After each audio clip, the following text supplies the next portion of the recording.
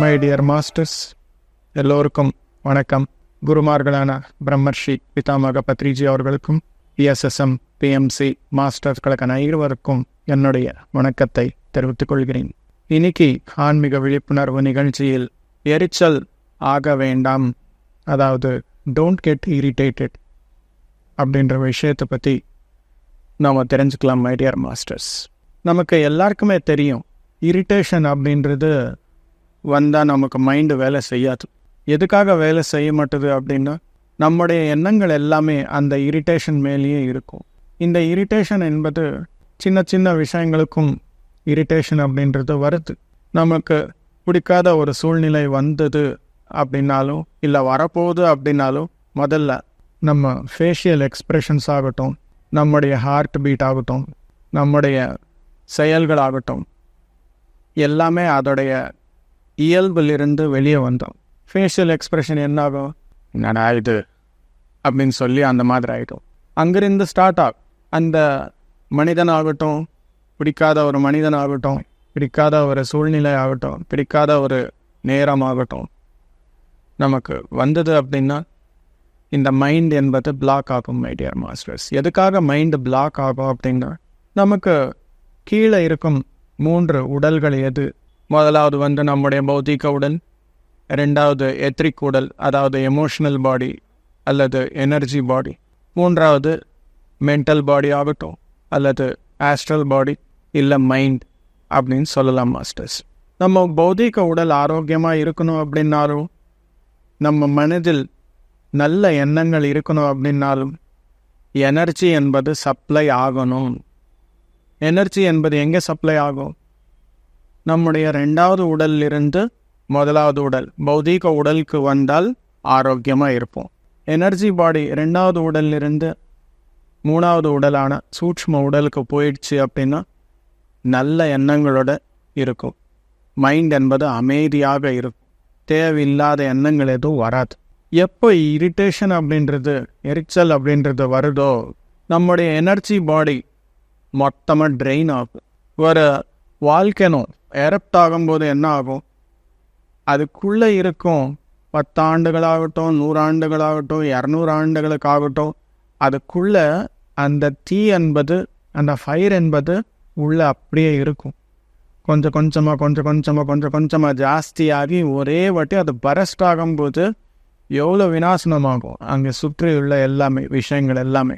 அதே மாதிரி நமக்கு தெரியாமலேயே இந்த இரிட்டேஷன் என்பது, எரிச்சல் என்பது நமக்கு வருது அப்படின்னா, எனர்ஜி பாடி கொஞ்சம் கொஞ்சமாக டேமேஜ் ஆக ஆக ஆக ஆக ஒரு நாள் அது நம்ம உடல், பௌதீக உடலுக்கு ஒரு நோயாக வரும்.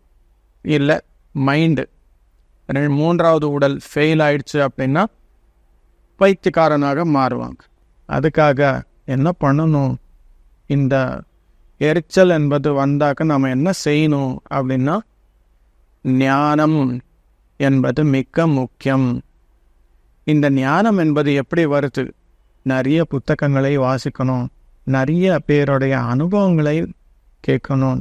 ஆட்டோமேட்டிக்காக என்ன ஆகும், நமக்கு அந்த இரிட்டேஷன் அப்படின்றது போய்டும். ஃபார் எக்ஸாம்பிள், கரண்ட் ப்ளக் இருக்குது, அதுக்குள்ளே கை வச்சா நம்மளுக்கு ஷாக் அடிக்கும் அப்படின்னு சொல்லி தெரியாத நேரத்தில் என்ன பண்ணுவோம், ஏதோ ஒரு மாதிரி அந்த மாதிரி க்ளீன் பண்ணும்போதாகட்டும், ஏதோ ஒன்று தூசி இருக்கும், அந்த தூசி க்ளீன் பண்ணும்போதாகட்டும் அந்த ஷாக் அப்படின்றத அடிக்கும், தெரியாது நம்மளுக்கு. ஆனால் இதுக்குள்ளே கரண்ட் என்பது இருக்குது, இதுக்குள்ளே கை வைக்கக்கூடாது, கை வைக்கணும் அப்படின்னா நமக்கு ஒரு சேஃப்டி ப்ரிகாஷன்ஸ் எல்லாமே எடுத்துக்கணும் அப்படின்ற ஒரு ஞானம் வந்ததுன்னு வச்சுக்கோங்க. அப்போ என்ன ஆகும், நம்ம கை வைக்க போகிறோமா, இன்கேஸ் அது ஏதாவது ரிப்பேர் பண்ணணும் அப்படின்னா நமக்கு சேஃப்டி ப்ரிகாஷன், க்ளவுஸ் போட்டுக்கிறதாகட்டும், செருப்பு போட்டுக்கிறதாகட்டும், ஏதாவது பண்ணுறோமோ இல்லையா. அதே போல் இந்த இரிட்டேஷன் அப்படின்றது ஒன்று வருது அப்படின்னா, எதுக்காக நமக்கு அந்த சூழ்நிலை வந்திருக்கு அப்படின்னா, நம்முடைய அறியாமை. ஒரு மனிதன், நம்மளுக்கு பிடிக்காத ஒரு மனிதன் வந்தாரன்னு வச்சுக்கோங்க, அப்போ என்ன பண்ணணும், இரிட்டேஷன் வருது அப்படின்னா, ஓகே அவன் வந்தால் இந்த மாதிரி இருக்கணும், அவன் இதுக்காக தான் வரான் அப்படின்னு சொல்லி நம்மளுக்கு மென்டல் ப்ரிப்பரேஷன் அப்படின்றது ஆயிடுச்சு அப்படின்னா, அந்த அளவுக்கு அந்த இரிட்டேஷன் என்பது நம்மளுக்கு பாதிக்காத. மை டியர் மாஸ்டர்ஸ், இது இனியோட கதை கிடையாது. மை டியர் மாஸ்டர்ஸ், புத்தர் காலத்திலிருந்து இந்த விஷயங்கள் எல்லாமே இருக்குது, ஆனால் நம்மளுக்கு தெரியாது. இந்த விஷயம் ஒரு கௌதம புத்தருடைய வாழ்க்கையில் நடந்தது. புத்தர் ஒரு வாட்டி அவங்களுடைய பிட்சை பாத்திரம் எடுத்துகிட்டு பௌத்தி பிக்ஷாந்தேகி அப்படின்னு சொல்லி ஒரு வீட்டுக்கிட்ட போகும்போது அந்த வீட்டில் நிறைய பணக்காரன் இருப்பாங்க. வெளியே வந்து புத்தரை பார்த்துட்டு 10-15 நிமிஷம் கண்டினியூஸாக திட்டுவோம். ஏன் கை கால் கண்ணு மூக்கு காது எல்லாம் சரியாக இருக்கே, நீ ஏன் வேலை செய்து நல்லபடியாக வாழ்க்கை என்பது வாழாமல் இந்த மாதிரி இருக்கே அப்படின்னு சொல்லி 10-15 நிமிஷம் திட்டினே இருப்போம். ஆனால் புத்தர் என்ன பண்ணுவாங்க, பவதி பிக்ஷாந்தேகி அப்படின்னு சொல்லி கேட்டுகிட்டே இருக்கிறாங்க. ஏன்னா புத்தருடைய தர்மம் அது, அவங்களுடைய தர்மம் அவங்க செய்கிறார். உன்னுடைய தர்மம் நீ செய், உனக்காக நீ செய் அப்படின்ற ஒரு எண்ணத்தில் புத்தர் கேட்குறாங்க. ஆனால் அந்த மனிதன் என்பவன் இரிட்டேட் ஆகிறான். இரிட்டேட் ஆக ஆக ஆக ஆக என்ன பண்ணுறான், சரி இது முடியாது அப்படின்னு சொல்லி எடுத்துக்கோ காசு, 10 காசு எடுத்துக்கோ அப்படின்னு சொல்லி கையில் கொடுப்பான். புத்தர் என்ன பண்ணுவான், நீ கொடுத்த காசு எனக்கு தேவையில்லை, எடுத்துக்கோ ரிட்டன் அப்படின்னு சொல்லி கொடுத்துரும். அப்போ என்ன செய்வான் அந்த மனிதன், உங்களுக்கு தேவை இல்லையா அப்போ நான் குடி அப்படின்னு சொல்லி திரும்பி ஜேபில் போட்டு. புத்தர் சிரிச்சிட்டு எந்த வகையான இரிட்டேஷனும் இல்லாமல், ஐயா நீங்கள் கொடுத்த காசு எனக்கு தேவையில்லை அப்படின்னு சொல்லி உங்களுக்கே கொடுத்துட்டார். அதே போல் நீங்கள் திட்டின அந்த திட்டு எல்லாமே எனக்கு தேவையில்லை அப்படின்னா அது யார்கிட்ட வருதோ பார்த்துக்கோங்க அப்படின்னு சொல்லுவோம் புத்தர். அந்த மனிதன் என்லைட் ஆகிடுவோம். ஐயா நீங்கள் யார் அப்படின்னு கேட்பார். நான் புத்தர், கௌதம புத்தர், ஒரு சந்நியாசி, ஒரு தியான ஆசிரியர் அப்படின்னு சொல்லுவோம். நான் இவ்வளோ திட்டினேனே, உங்களுக்கு எதுவும் மனசு கஷ்டமாகலையா அப்படின்னா, நீண்டா எரிச்சலாக இருக்கேன், எனக்கு எந்த எரிச்சலும் இல்லை. ஏன்னா இதுதான் என்னுடைய வாழ்க்கையின் முக்கியமான நோக்கம். எல்லாருக்கும் தியானம் சொல்லி கொடுக்கணும். இந்த உடலோட இருக்கணும் அப்படின்னா நான் பிட்சை பாத்திரம் எடுத்துகிட்டு வந்து பிட்சை எடுக்கணும். இது என்னுடைய தர்மம். நான் என்னுடைய தர்மத்தை நான் பண்ணிட்டு இருக்கேன். நீ கொடுத்தா என்ன, கொடுக்காம இருந்தா என்ன, நீ கொடுத்தா உன்னுடைய தர்மம் நீ பண்ணியிருக்கே அப்படின்ற ஒரு திருப்தியோட நான் இருக்கேன். அப்படி இல்லை அப்படின்னா நான் பக்கத்து வீட்டுக்கு போகிறேப்பா அப்படின்னு புத்தர்.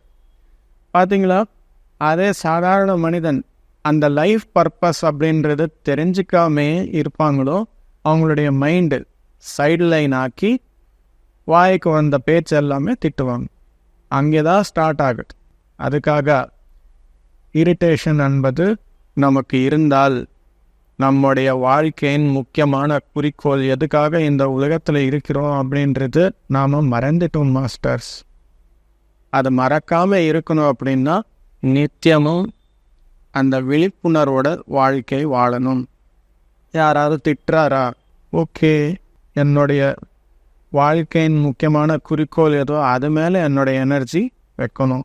மீதி இருந்தால் என்ன, இல்லாமல் இருந்தால் என்ன அப்படின்ற மாதிரி நம்முடைய எண்ணங்கள் மனல் இருக்கணும். இது ஒரு நாளில் வராது மை டியர் மாஸ்டர்ஸ். யோக சக்தி, யோக ஞானம், தியான விஞ்ஞானம், இது எல்லாமே ஒவ்வொரு நரம்புக்குள்ள கணுக்குள்ளுக்குள்ள நமக்குள்ளே இருக்கணும். அந்த அளவுக்கு ஞானம் இருந்தாக்கா வெளியில் வரக்கூடிய அந்த டிஸ்டர்பன்ஸ் எல்லாமே நம்மளை பாதிக்காத மை டியர் மாஸ்டர்ஸ். அந்த மாதிரி வாழ்க்கை என்பது நாம் வாழணும் அப்படின்னு சொல்லி கேட்டுக்கிட்டு எல்லோருக்கும் வணக்கம் my dear masters. Thank you very much. நன்றி.